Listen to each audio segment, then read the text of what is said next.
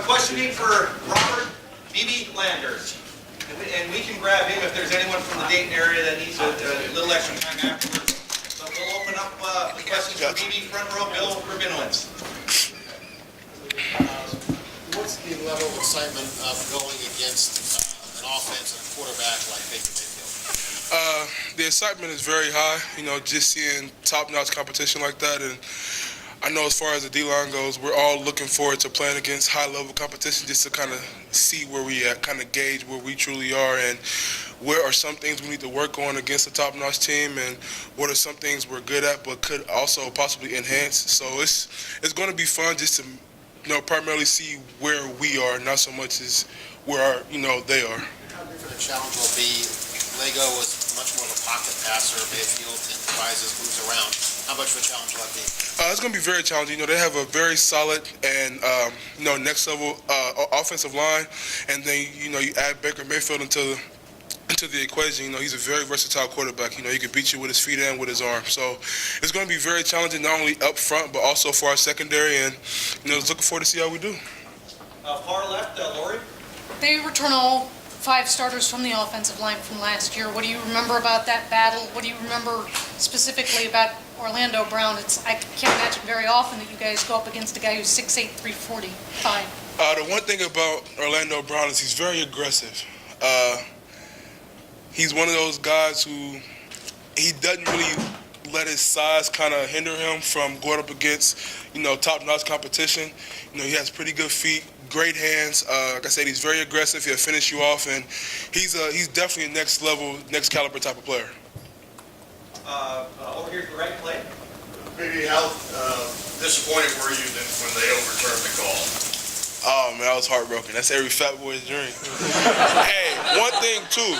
People who keep calling me fat on Twitter, I'm not fat. I'm just a little thick around the edges, so let's get that out there now. But, yeah, in my book, it still counts, so I'm not even paying attention to it being over, them calling it back. But I can say it is a moment I'll never forget, whether it count or not. Are you aware that Billy Price says you're 5'10"? Billy always talking about me. He barely 6'1" himself, so I ain't worried about it. And he ball. Second row left, Ari. Sorry, I was just tweeting. So, the defensive line that you guys have assembled is about as deep as any in college football. Can you explain to me after one game through it, how it felt, how the rotation went? Were you tired at any point in the game? And did you feel like the rotation in general with all the players you guys have was a pretty effective way of going about it? The rotation, in my opinion, is very effective. It's what we do, and it's what we're comfortable with, and it's something that we've really enhanced. And like I said, the best thing, especially with our D-line, is nobody has an ego and nobody's selfish. So, I'm just as excited that Tyquan made a play. Sometimes Tyquan is more excited for me that I made a play than I am for myself. That's just, kind of how we are. And us rotating the way that we do, it always keeps the tempo and the pace of the game at a high level. And you tend to see sometimes it's very difficult for a lot of teams to really keep up with that tempo. Now, to go, that play that you almost made or that you did make, it happened in the third quarter, and it probably took a lot of energy for you to be able to scoop the ball up like that and take it to the house the way you did. Do you feel like you could have made that play in another scenario where you had been playing the entire game, or do you think that the idea of something like that happening was a result of being fresh in a rotation? As far as making a play on the ball and pursuing to the ball would have still been the same, but the amount of energy that I had to exert to get in the end zone, no. I would have probably got tackled as soon as I picked it up. But, that comes with the way we rotate. It's always fresh bodies, it's always fresh legs, and like I said, the tempo and the pace and the energy level in the game is always high. A couple more questions. Front row left, Doug. Would you detail your athleticism for us? You said you're not fat. You're not. Talk about when you're this kind of athlete. Just describe how you would describe your athleticism. I would say my biggest thing for me is just I'm very quick off the ball and I hold my weight very well. It's kind of genetics. A lot of people in my family, as far as my brothers and my mom, we're not really fat and, hefty. But I feel like I hold the weight that I have pretty well. But I'm very explosive through my hips and through my legs and my first step. And with me being as short as I am, at times it makes it harder for a lot of offensive linemen to handle kind of that change up. For my position, a lot of players are used to, guys that are 3+ 6'4". Well, I'm about 285, maybe 6 foot on a good day.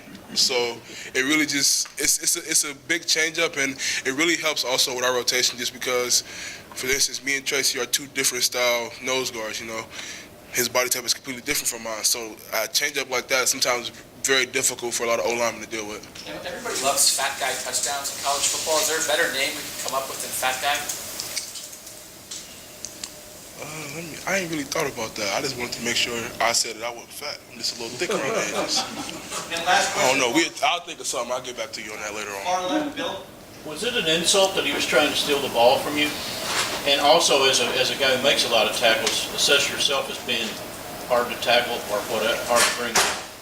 No, honestly, I didn't take it so much as an insult. You know, he was doing what he's taught, make a play on the ball more than try to make a tackle. You know what I mean? And, you know, if we didn't practice scoop and score, tuck the ball high and tight, because that's something we do, I know, for, you know, every day in pre-practice before we start practice and while we're in practice. So that was kind of something that I have repped numerous occasions, thousands and thousands of times. But most or like defensive linemen you see might get a scoop and score, they hold it out here or just hold it all loose like this. So his first instinct was to probably try to punch it out, rip it out. That would have been mine too, because that's what he's taught. No, I'm taught high and tight. Sir? How hard are you to tackle? I don't know, that's my first time actually doing that, so I can't tell you that. I couldn't tell you that, but that was my first time doing it, so I would say it might be pretty difficult, so I don't know. Robert, thank you very much. Appreciate you.